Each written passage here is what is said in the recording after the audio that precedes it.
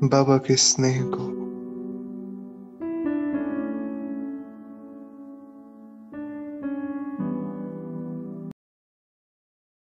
इस शांति के माध्यम से चेतना की गहराइयों में समाते हो।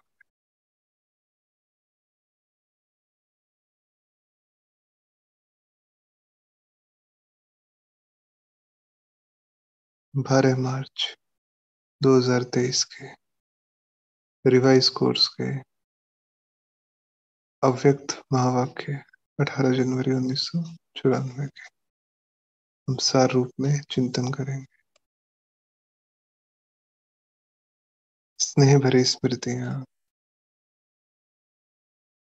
हर बच्चे के दिल से दिलाराम के लिए, जो स्नेह की लहरें पहुंच रही थी, वो बाप दादा महसूस कर रहे थे। स्नेह के सागर समान वो स्नेह की स्मृतियां पहुंच रही थी बाबा के पास।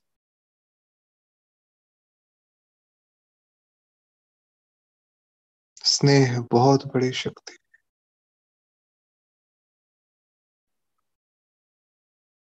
जो परमात्मा को भी बांध लेती है प्रेम पाश में। वो शक्ति स्नेह है, और स्नेह की शक्ति ही है। तो स्नेह बहुत बड़ी शक्ति, और स्नेह की शक्ति से गिनवाया बाबा ने क्या क्या नहीं हो सकता। स्नेह की शक्ति से, स्नेह की शक्ति से क्या क्या संभव है। तो स्नेह की शक्ति मेहनत खत्म कर देती है, क्योंकि मोहब्बत है। तो मोहब्बत है तो सब कुछ मनोरंजन लगता है, खेल लगता है। मेहनत नहीं लगती, करने की महसूसता नहीं आती, क्योंकि स्नेह है। तो स्नेह की शक्ति मेहनत को मोहब्बत में परिवर्तन कर देती है।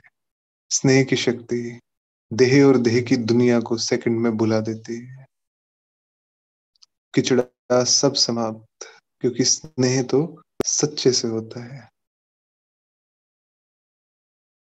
और स्नेह का स्वरूप ही ऐसा होता है, जिसको भुलाना चाहे वो सदा के लिए भुला सकते हैं, और जिसको याद करना चाहे उसमें कभी भी, कितना भी गहरा और कितने समय के लिए भी समा सकते हैं।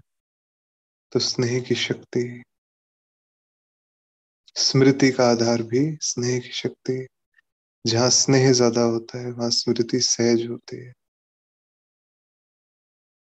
स्नेह की शक्ति सहज समर्पण करा देती है। सहज सम अर्पण, सर्वस्व अर्पण। जो भी कुछ है वो ऑटोमेटिकली, जहां स्नेह होता है वहां लग ही जाता है, बिना पहुंचाए पहुंच ही जाता है।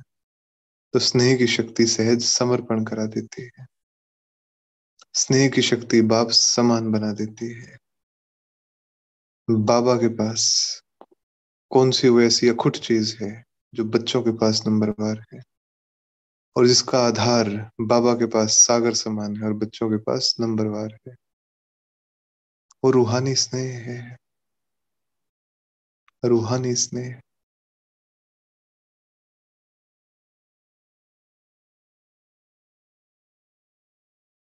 तो स्नेह की शक्ति बाप समान बना देती है। स्नेह सदा हर समय परमात्म साथ का अनुभव कराता है, चाहे स्थिति कैसी भी हो, लेकिन साथ। तो स्नेह ही आधार है। स्नेह सदा अपने ऊपर बाप की दुआओं का हाथ बिल्कुल जैसे छत्र छाया के रूप में महसूस कराता है।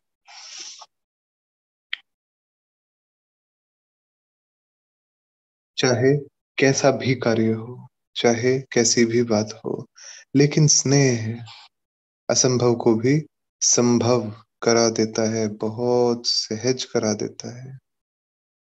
कि जैसे कार्य हुआ ही पड़ा है, जैसे कुछ करना ही नहीं पड़ता, सब कुछ अपने आप होता जाता है स्नेह के बल से, स्नेह की शक्ति से।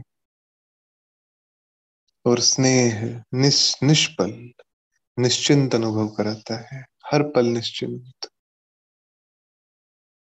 क्योंकि दिल का सच्चा स्नेह जुट गया तो चिंताएं सब इस जुटे हुए संबंध में समाहित, मर्ज। तो स्नेह हर कर्म में निश्चित विजय स्थिति का अनुभव कराता है ही है विजय। विजय हमेशा है।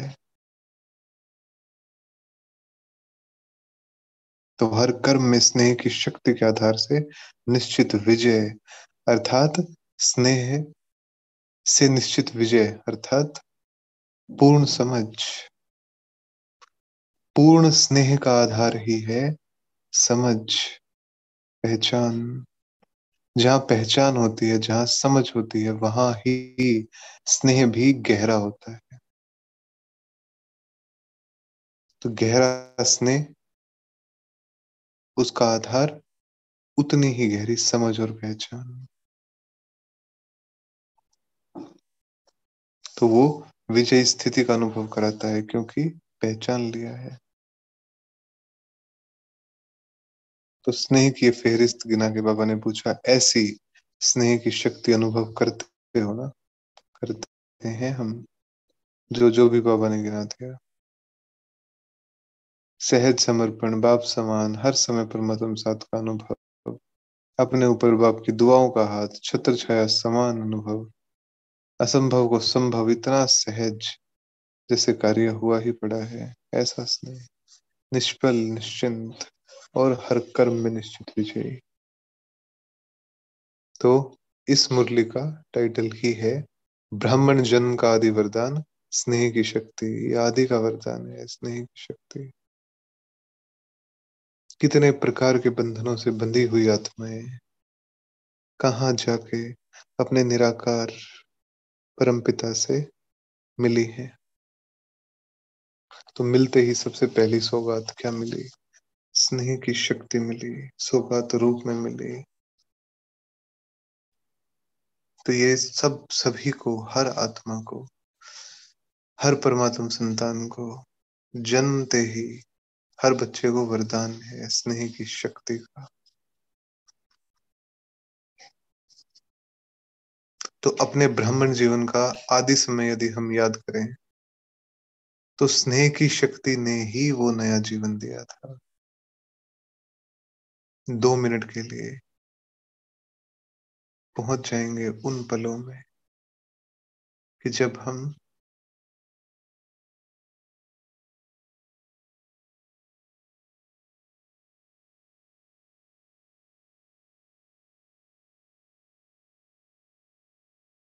जब हमारा ब्राह्मण जन्म हुआ था, जब स्वयं का सत्य परिचय मिला था, बाप का परिचय मिला था।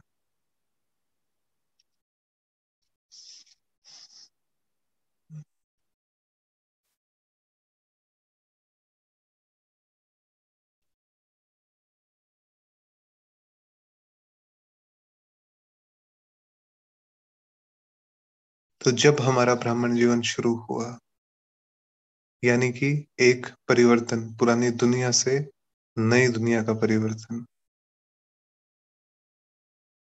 उस समय इंडिविजुअल इंडिविजुअल रूप से, कि हमारा पुराना जीवन उससे नए जीवन की ओर उठते उठते हुए कदम, उसमें स्नेह की शक्ति ने ही नया जीवन दिया।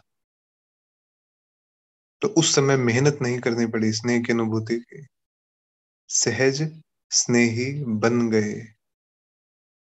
तो जन्म की ही अनुभूति है।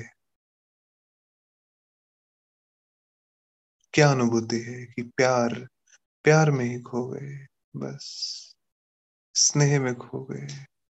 पहले ब्राह्मण बनते ही पहली महसूस था, बाबा में ही खो गए, प्रेम में ही खो गए।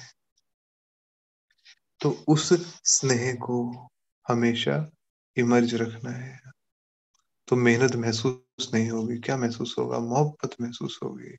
मोहब्बत में कोई भी कार्य बड़ा नहीं होता।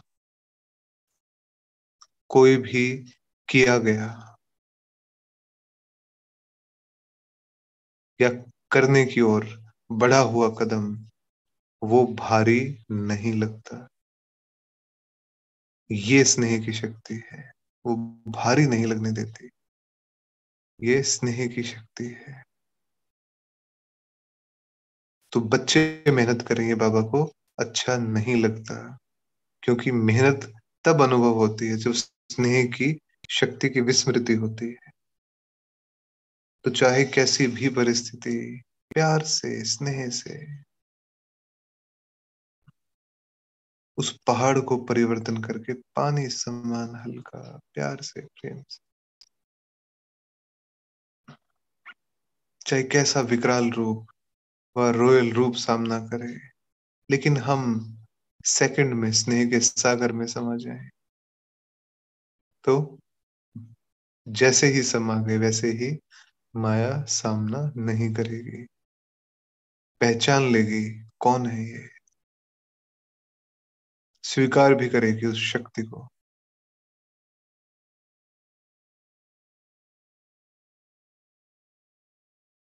तो हमारे समाने की शक्ति से क्या होगा? माया के सामना करने की शक्ति छूमंतर। हमारी शक्ति नहीं, हमारी शक्ति लोप नहीं, लेकिन ये स्नेह के आधार पे जो हमारी समाने की शक्ति उस समय पे काम करेगी, वह शिव मंत्र बन जाएगी। तो शिव मंत्र की शक्ति है ना कि खो जाती है, अर्थात सेकंड में स्नेह के सागर में समा जाना। तो जितना जितना समाते जाएंगे उतना उतना सामना करना बंद कर देगी परिस्थितियां, सामना नहीं कर पाएंगे। तो हम सभी के पास शिव मंत्र तो है ना। शिव मंत्र दिया है बाबा ने, शिव मंत्र तो है ना। शिव स्नेह में समा जाओ। सिर्फ डुबकी मारकर नहीं निकलो। थोड़ा स्मृति में हम रहते हैं। क्या क्या कहते हैं? मीठा बाबा है, प्यारा बाबा है, डुबकी भी लगाते हैं, लेकिन फिर निकल आते हैं। तो जब निकलते हैं तो माया तो दुस्तर है, बैठी है। उसको कोई और काम नहीं है, उसे हमें ही तैयार करना है। तो इसलिए वो हमें ही देखने के लिए बैठी है 24 घंटे, कि अच्छा स्नेह के सागर में समा के ये स्नान करके निकले हैं। बहुत सुंदर, यही मौका है। तो वो ताक में रहती है, यही मौका है, वार होगा अब। तो हम थोड़ा समय स्मृति में रहते हैं, लेकिन फिर माया की नजर पड़ जाती है। तो जब समा जाएंगे तो दूर से भी नहीं देख पाएगी। तो बाबा ने कहा कुछ भी ना आए कोई बात नहीं, स्नेह की शक्ति जन्म का वरदान है, उस वरदान में खो जाओ। कुछ भी नहीं समझ आ रहा, उस वरदान में खो जाओ। और फिर बाबा ने बहुत भोलेपन में पूछा, भोलानाथ है ना, बहुत भोलेपन में पूछा, खो जाना नहीं आता है? पहले कहा कि उस वरदान में खो जाओ, और फिर मासूमियत से पूछ रहे हैं खो जाना नहीं आता है? कि बिल्कुल खो जाए ऐसा नहीं आता है। तो कुछ भी नहीं, तो स्नेह तो सहज है ना। प्रेम करना, स्नेह करना तो सहज है। हम्म। तो स्नेह ही बाबा ने सहज योग बताया। स्नेह में समाना ही संपूर्ण ज्ञान है। अंडरलाइन करेंगे इस बात को। सारे ज्ञान का सार, सारे ज्ञान का आधार, कि परमात्म प्रेम में लीन, लगन में मग्न। तो वो उतनी लगन और वैसी मगन अवस्था वो पहचान के आधार पे होती है, स्नेह के आधार पे होती है।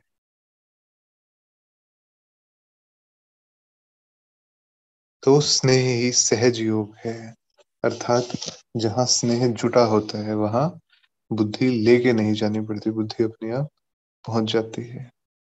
तो स्नेह में समा जाना, बिल्कुल समा जाना, यही संपूर्ण ज्ञान है। यदि हम बहुत साक्षी भाव से नजर दौड़ाएं तो इस ईश्वरीय ज्ञान में क्या है, इसमें सबसे पहली चीज रियलाइजेशन है, फिर सेल्फ चेकिंग है, और फिर चेंज है।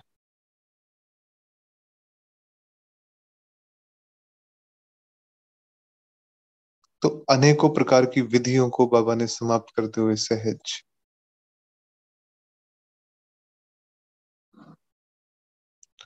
कि स्नेह बिल्कुल सहज, कुछ नहीं, बस प्यार है बाबा आपसे।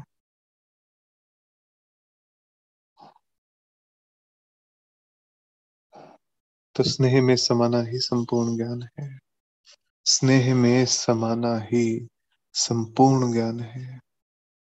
तो ज्ञान से पहचान मिलती है, समझ मिलती है।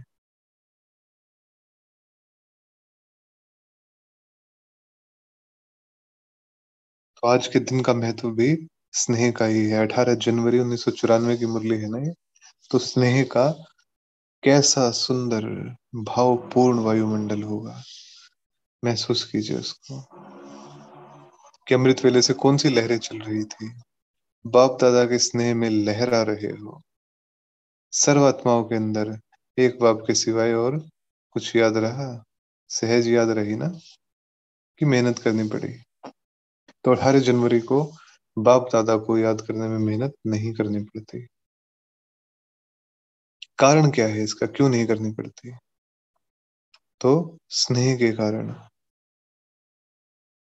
क्योंकि स्नेह केवल 18 जनवरी का होता है ऐसा तो नहीं, स्नेह केवल एक किसी पर्टिकुलर तारीख का होता है ऐसा तो नहीं। स्नेह तो होता है बस, अब भी है, अगले पल और ज्यादा होगा, उससे पल और ज्यादा होगा, वो तो है बस।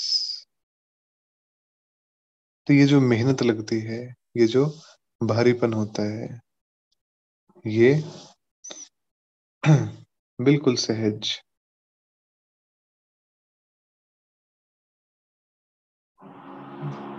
क्योंकि युग कौन सा है, संगम युग चल रहा है, परमात्म स्नेह का युग है। तो उस स्नेह में मग्न आ जाएंगे, 1 मिनट उस स्नेह में, उस सागर में मग्न।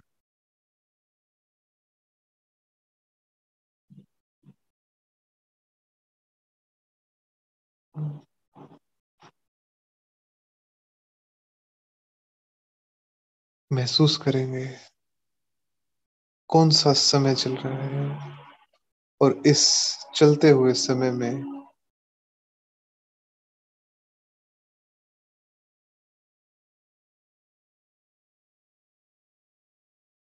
तो ये मीठा संगम युग जो आधार है आने वाले कल्प का।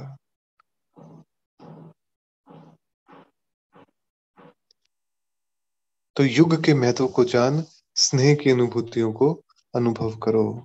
समय कौन सा चल रहा है, परमात्म स्नेह का युग है, परमात्म स्नेह का युग है। तो स्नेह का चा सागर, स्नेह के हीरे मोतियों की थालियां भर कर दे रहे हैं, लुटा रहे हैं स्नेह में, कि अपने को सदा भरपूर करो। थोड़े से अनुभव में खुश नहीं हो जाओ, संपन्न बनाओ उस अनुभव को, और गहरा, उस अनुभव को और गहरा, और लंबा, और निरंतर, बार बार बार बार। तो ये परमात्म प्यार के हीरे मोती हैं, जो स्थूल हीरे मोतियों से अनमोल हैं। तो इससे हमेशा सजे सजाए रहें, इससे हमेशा सजे सजाए रहें। तो बाबा ने याद प्यार दी।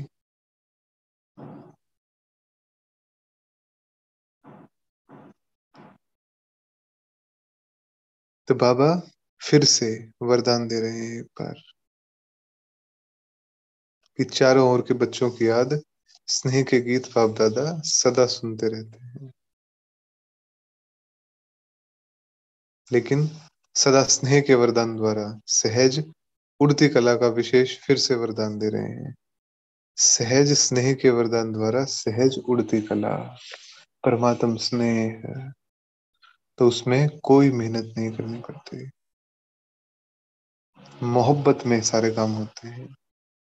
जैसे छोटे बच्चे होते हैं, कोई भी मुश्किल बात आएगी, वह परिस्थिति आएगी तो माता पिता की गोद में आके समा जाते हैं। छोटे बच्चे होते हैं ना, गोद में आके समा जाते हैं। तो एक सेकंड में स्नेह की गोद में समा जाओ, अर्थात अर्थात बाबा के स्वरूप पर एकाग्र बुद्धि।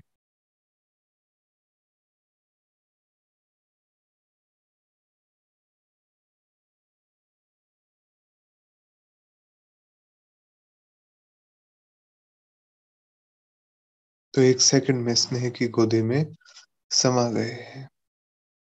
तो क्या होगा, मेहनत से बच जाएंगे। सेकंड में उड़ती कला द्वारा बिल्कुल सीधा बाप दादा के पास। तो माया चाहे किसी भी स्वरूप की हो, दूर से भी हमें छू नहीं सकेगी। क्यों? क्योंकि समाये हुए हैं, समाये हुए हैं।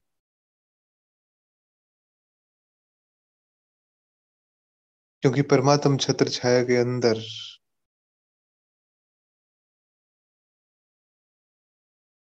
परमात्म स्नेह के अलावा कुछ भी और एंटर करे, ये कायदा नहीं है।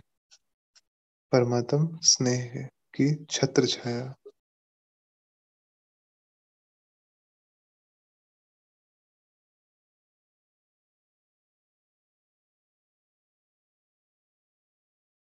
तो बाबा ने विल पावर, विल पावर, स्नेह क्या पैदा करता है? स्नेह इच्छा शक्ति को बढ़ाता है। कोई भी फैसला लेना है, कोई भी कदम बढ़ाना है, आगे चलना है, उसके पीछे विल पावर लगती है, दृढ़ इच्छा शक्ति। जो निर्णय हुआ उस पर अड़िग, तो वो इच्छा शक्ति स्नेह से पैदा होती है। वो इच्छा शक्ति स्नेह से पैदा होती है, वो विल पावर।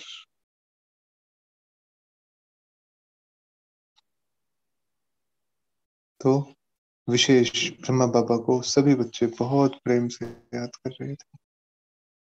तो उसी सीन को बाबा ने याद करते हुए चित्रण किया कि ब्रह्मा बाप की याद के चरित्र सभी को विशेष याद आते रहे पूरा दिन। क्योंकि ब्रह्मा बाप ब्रह्मा बना ही तब जब बाप दादा कंबाइंड हुए, अर्थात जब शिव बाबा की पधरामनी हुई और कार्य शुरू हुआ, उसके बाद वो ब्रह्मा बने, ब्रह्मा का कर्तव्य शुरू हुआ। तो जब से बाबा व्यक्त हुए थे, तब से रूप के चरित्र भी न्यारे और प्यारे हैं। तो जो सेवा थी उसमें तीव्र गति। तो बाबा ने अव्यक्त की डेफिनेशन बताई कि अव्यक्त होना अर्थात तीव्र गति से सर्व कार्य करना। तो ब्रह्मा बाप अव्यक्त हुए, लेकिन कार्य तीव्र हुआ। समय का भी परिवर्तन फास्ट हुआ, सेवा की वृद्धि भी बहुत फास्ट हुई। तो इसलिए अव्यक्त होने से समय को भी तीव्र गति मिली है। ब्रह्मा बाप के अव्यक्त होने की बात हो रही है, तो सेवा को भी तीव्र गति मिली है। समय को भी तीव्र गति और सेवा को भी तीव्र गति। तो जो अव्यक्त पार्ट में आने वाली आत्माएं हैं, उन्हों को पुरुषार्थ में तीव्र गति का भाग्य सहज मिला हुआ है, तीव्र गति का भाग्य है। तो स्नेह का, स्नेह ही आधार है। तो पुरुषार्थ में तीव्र गति का भाग्य उन आत्माओं को, किन सह स्नेही सहयोगी आत्माओं को। तो अव्यक्त पार्ट में आई हुई आत्माओं को लास्ट सो फास्ट और फास्ट सो फर्स्ट का वरदान प्राप्त है। ये ड्रामा अनेकों वंडरफुल तरीके से काम करता है।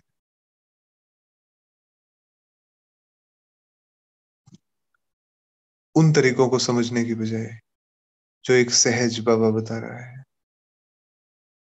कि पार्ट चाहे कैसा भी हो, लेकिन परमात्म स्नेह में समाये हुए, तो स्नेह में समाना ही संपूर्ण ज्ञान है, क्योंकि ज्ञान का मर्म ही है महसूसता।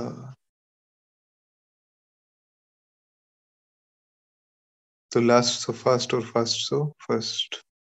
बस स्मृति इस बात की रखनी है कि वरदान को कार्य में लगाएं, कि समय प्रमाण वरदान को स्वरूप में लाएं। तो वरदान को स्वरूप में लाने से स्वतः ही फास्ट गति का अनुभव करेंगे, फास्ट गति का अनुभव करेंगे, क्योंकि अव्यक्त पालना सहज ही शक्तिशाली बनाने वाली है। तो जितना आगे बढ़ना चाहे, बिल्कुल रास्ता खाली है, बिल्कुल रास्ता खाली। तो जितना आगे बढ़ना चाहे उतना बढ़ सकते हैं। सर्व की दुआएं हैं। तो बाबा ने कहा सिर्फ इस सारे मिले हुए का फायदा ले लो। मिलता बहुत है, यूज कम करते हो। उलाहना दे रहा है बाबा। मिलता तो बहुत कम है, लेकिन मिलता तो बहुत है, लेकिन यूज कम करते हो। सूक्ष्म शक्तियां, स्नेह से प्राप्त बल, एकता का।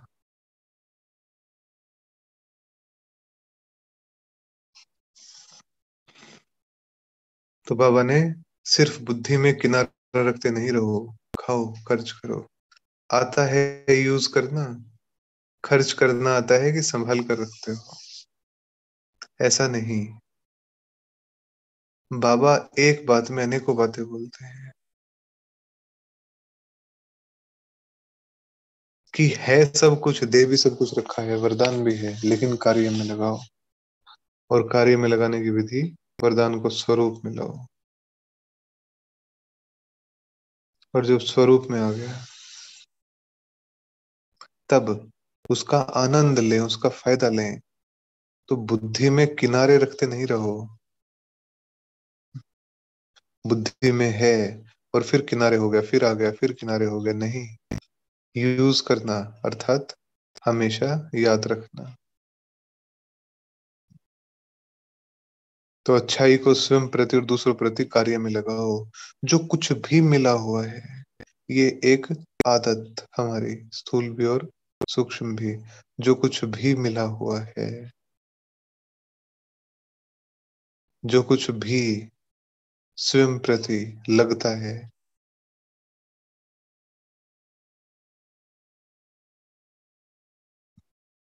तो जो भी बाबा से मिला है, चाहे वो अच्छा ही है, चाहे वो कैसा भी है, कुछ भी है, उसको स्वयं प्रति और दूसरों प्रति कार्य में लगाना।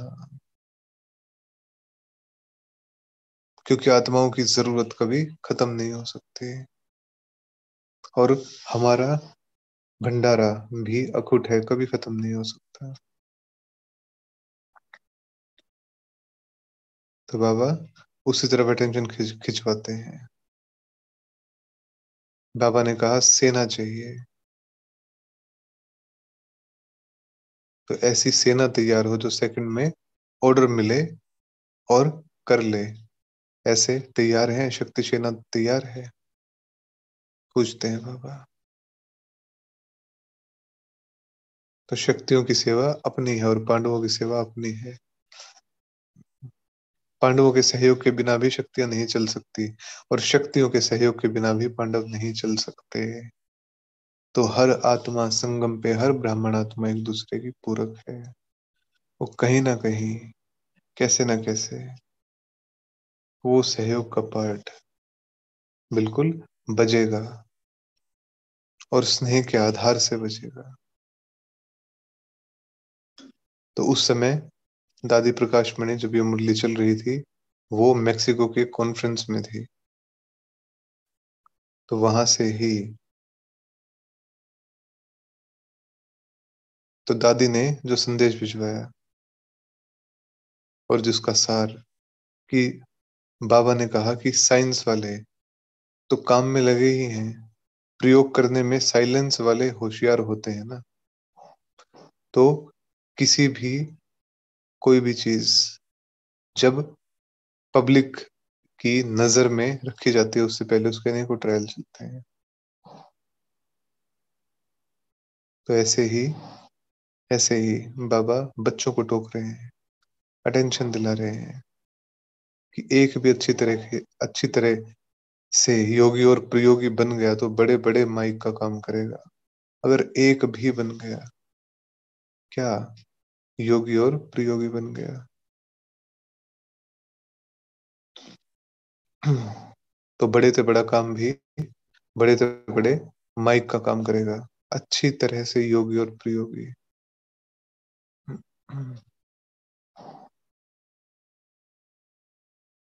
तो बाप दादा से पर्सनल मुलाकात, फल की इच्छा छोड़, रहम दिल बन, शुभ भावना का बीज डालते चलो।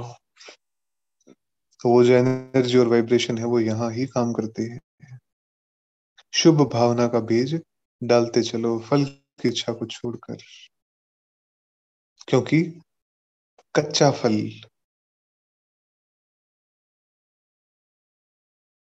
कच्चा फल कभी नहीं खाना। तो खजाने तो बहुत हैं, लेकिन विशेष खजाना कौन सा है? तो खुशी का खजाना है।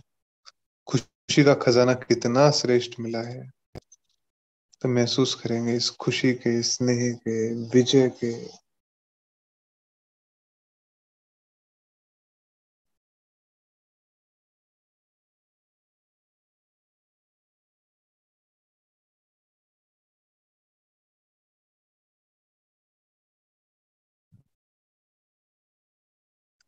तो विशेष खजाने बाबा से हमें मिले हैं। ऊपर स्नेह का खजाना था, फिर मोहब्बत का खजाना, शक्तियों का खजाना,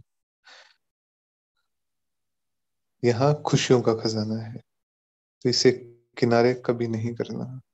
खुशियों का खजाना, हर समय खजाने को कार्य में लगाना चाहिए ना। जब किसी के पास बैंक अकाउंट है तो कार्य में क्यों नहीं? तो लोग किनारे इसलिए रखते हैं कि आईवेल में काम आएगा, अर्थात बीमारी के लिए साइड में रखते हैं। लेकिन आपके पास तो अथाह है। बाबा कहता है आपके पास तो अथाह है, अथाह, जिसकी थाह नहीं पाई जा सकती।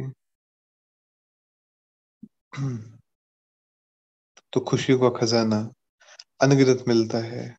तो हर समय खजाने को कार्य में लगाना। तो इस जन्म की यदि हम बात छोड़ दें, लेकिन अनेक जन्म यह खुशी का खजाना साथ रहेगा। एक की बात नहीं है, अनेक की बात है। यही खुशी का खजाना साथ रहेगा। तो यदि हम अनगिनत समझते हैं तो यूज करें, कि प्राण जाए लेकिन खुशी न जाए। प्राण तो जाए लेकिन खुशी न जाए। इसलिए खुशी को कभी भी किनारे नहीं रखो, और ही महादानी बनो। क्योंकि वर्तमान समय और कुछ भी मिल नहीं सकता, लेकिन सच्ची खुशी नहीं मिल सकती। और कुछ भी मिल सकता है, घर बैठे बैठे मिल सकता है, लेकिन सच्ची खुशी नहीं मिल सकती। तो अल्पकाल की खुशी प्राप्त करने के लिए लोग कितना समय और धन खर्च करते हैं।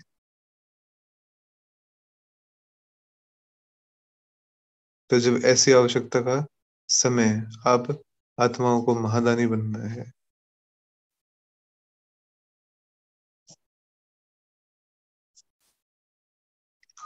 तो ऐसी आवश्यकता आवश्यकता के समय आप आत्माओं को महादानी बनना है। कैसी भी अशांत आत्मा, दुखी आत्मा, अगर उसको खुशी की अनुभूति करा दो तो कितना दिल से दुआएं देगी।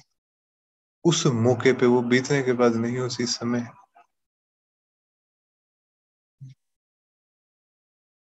तो अगर उसको खुशी की अनुभूति करा दो तो कितना दिल से दुआएं देंगी। आप दाता के बच्चे हो तो फराक दिली से बांटो, और भर भर के, अव्यक्त रूप में, व्यक्त रूप में, भर भर के बांटते चलो। स्नेह की शक्ति को बांटते चलो। फिर पूछ लिया बाबा ने, भोलेपन में बांटना तो आता है ना? बिल्कुल आता है बाबा।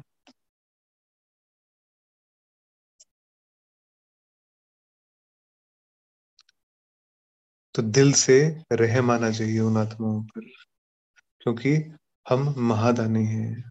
हम करने वाले, देने वाले, लुटाने वाले हैं। तो विशेष रहम दिल का गुण इमर्ज करो। आपके जड़ चित्र वरदान दे रहे हैं, तो आप भी चैतन्य में रहम दिल बन बांटते जाओ, क्योंकि परवश आत्माएं हैं।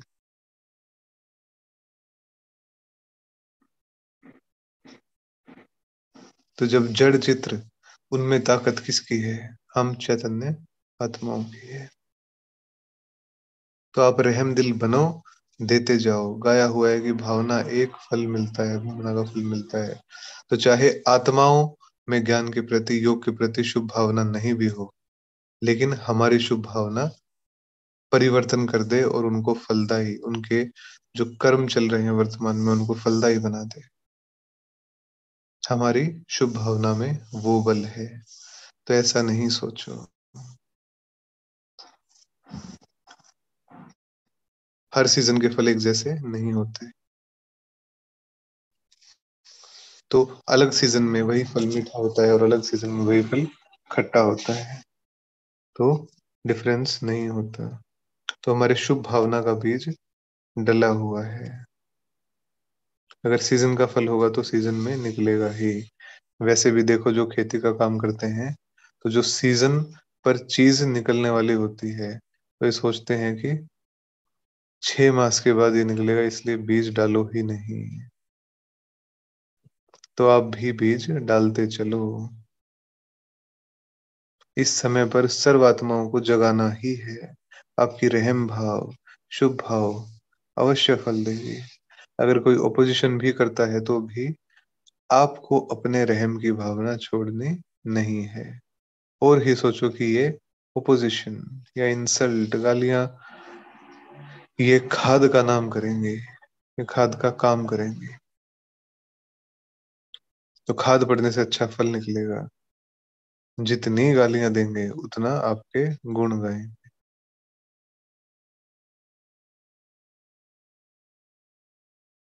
तो जितनी गालियां देंगे उतना आपके गुण गाएंगे। इसलिए हर आत्मा को दाता बन देते जाओ।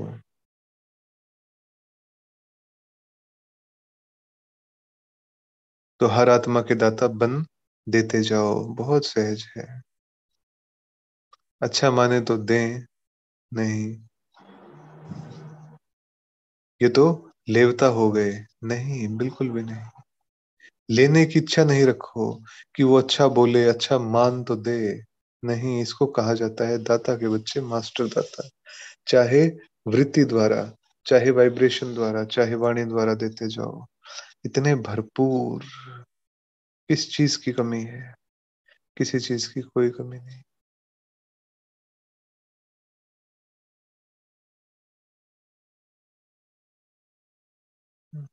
कुछ भी ना आए तो सारी सार रूप की विधि क्या निकले? समा जाओ, स्नेह की गोद में छिप जाओ, फिर माया आएगी नहीं। तो और कुछ भी ना आए लेकिन स्नेह में समाना तो आता है, या ये भी मुश्किल है? आता है बाबा। तो ये करो। अभी मुश्किल शब्द नहीं बोलना। नीचे आते हो तो छोटी सी बात, छोटी सी चीज बड़ी लगने लगती है। तो मुश्किल कुछ भी नहीं है। केवल अपनी शक्तियों को बढ़ाते चलना है, कुछ भी नहीं है। तो ऊपर चले जाओ तो बड़ी चीज भी छोटी हो जाएगी। तो कुछ भी हो तो तुरंत ऊपर, अपने धाम, अपने स्वरूप में।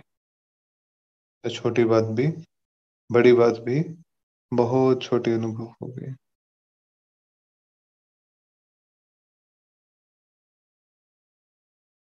तो फरिश्ते हो या साधारण मानव हो, बाबा ने पूछा। क्योंकि फरिश्ते तो ऊपर रहते हैं। तो फरिश्ता कहाँ रहता है? ऊपर।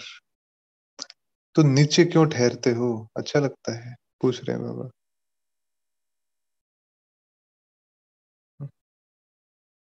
तो फरिश्ता कहाँ रहता है? ऊपर रहता है। तो नीचे क्यों ठहरते हो? कभी कभी दिल होती है नीचे आने की? नहीं। फिर क्यों आते हो? बाप का साथ छोड़ते हो तब नीचे आते हो। अंडरलाइन। बाप का साथ छोड़ते हो तब नीचे आते हो।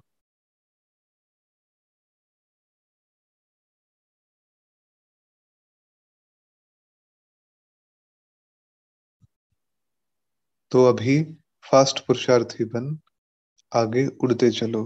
तो सारी मुरली का सार यही कि स्नेह में समा जाना और सेकंड में समा जाना।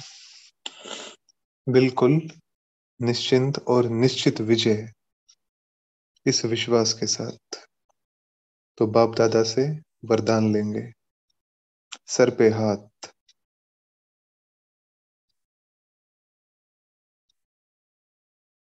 और महसूस करेंगे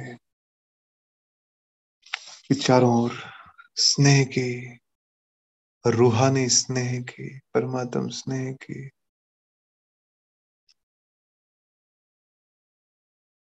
किरणें प्रवाहित हो रही हैं।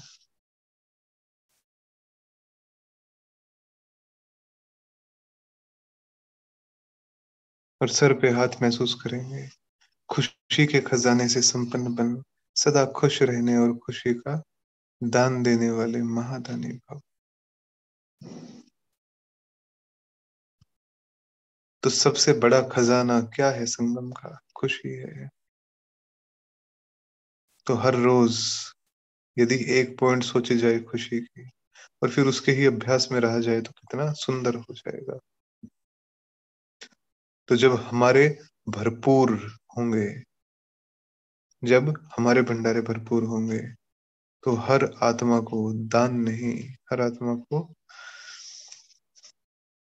देने के हिसाब से नहीं, लेकिन कर्तव्य है, फर्ज है, जरूरतमंद है, जरूरत है तो देंगे। तो दूसरों को भी खुशी का दान देते रहो, यही सबसे बड़ा महादान है। खुशियों का भंडार, तो दान देते रहो। स्लोगन महान आत्माओं का परम कर्तव्य है उपकार, दया और क्षमा।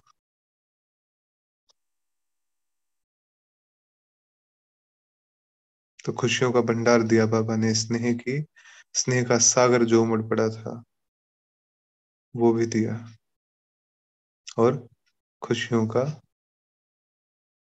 खुशियों के खजाने से संपन्न भी बनाया लास्ट में। ओम शांति।